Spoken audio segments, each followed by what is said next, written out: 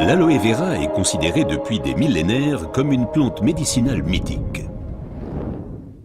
Déjà, les Aztèques l'utilisaient comme remède miracle contre beaucoup de maladies. Dans la médecine populaire, elle est connue pour ses propriétés désintoxicantes, purifiantes, dégraissantes et désacidifiantes.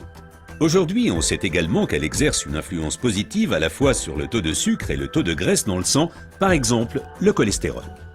Mais il faut préciser qu'il existe différentes sortes d'aloe vera. La véritable aloe vera, l'aloe barbadensis, est un lys du désert et est cultivée dans les régions sèches, notamment en Amérique centrale et en Amérique du Sud.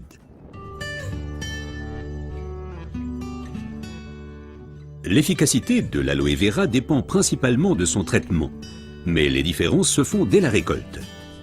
Pour éviter d'abîmer la plante, les feuilles doivent être coupées à la main.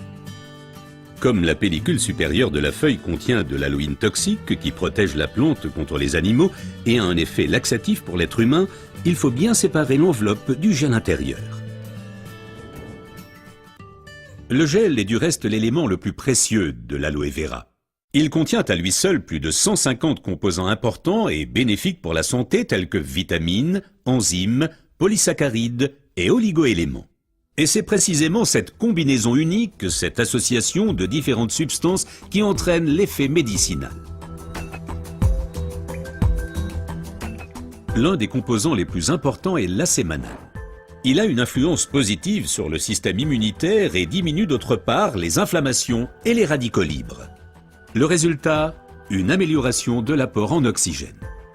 Observons ce phénomène de plus près. Le sang assimile l'oxygène dans le poumon et le transporte à travers les vaisseaux sanguins vers les cellules. Les gros vaisseaux se divisent et deviennent de plus en plus petits pour devenir enfin des vaisseaux capillaires. Les capillaires sont les plus petits vaisseaux sanguins. C'est là qu'a lieu le transfert de l'oxygène du vaisseau sanguin vers les cellules.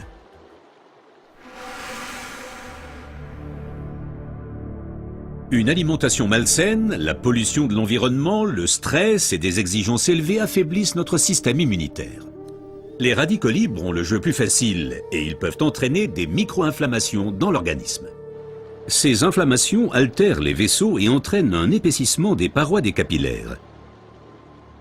Ce gonflement rétrécit le vaisseau et les globules rouges circulent plus lentement à travers les capillaires, entraînant une baisse de l'alimentation en oxygène. Et c'est là que l'aloe vera intervient.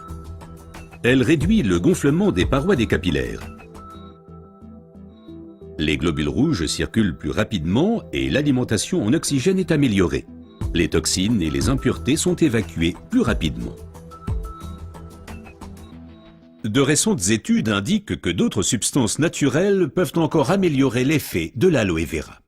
Parmi ces substances, il faut citer tout d'abord le silicium, mais aussi l'huile d'onagre et enfin les minéraux basiques.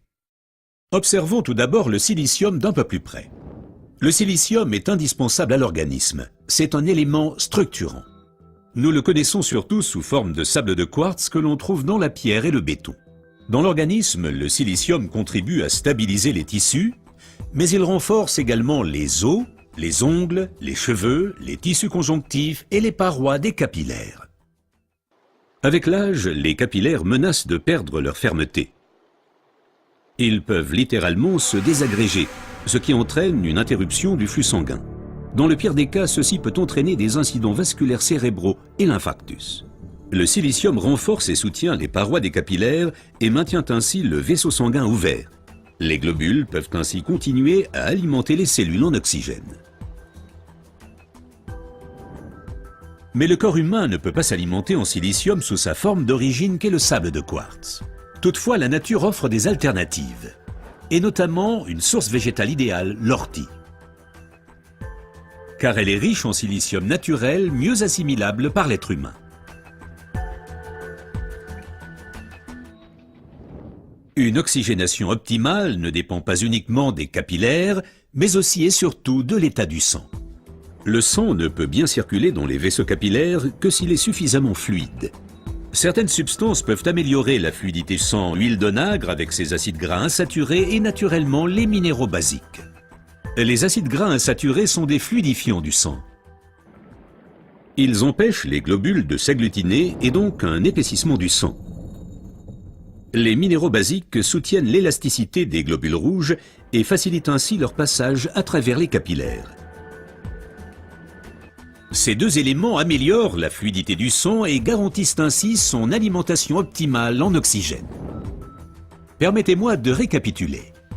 Une oxygénation satisfaisante de nos cellules est une condition importante de notre santé et permet également de prévenir les maladies graves. L'aloe vera et son effet décongestionnant améliorent l'oxygénation. Le silicium renforce les parois des capillaires et garde le vaisseau sanguin ouvert. Cet effet est renforcé par l'huile d'onagre et aussi par les minéraux basiques. Ce que la médecine populaire savait depuis longtemps est maintenant confirmé par la recherche moderne.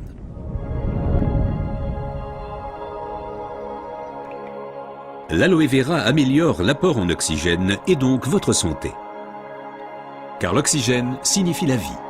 Faites confiance à l'aloe vera.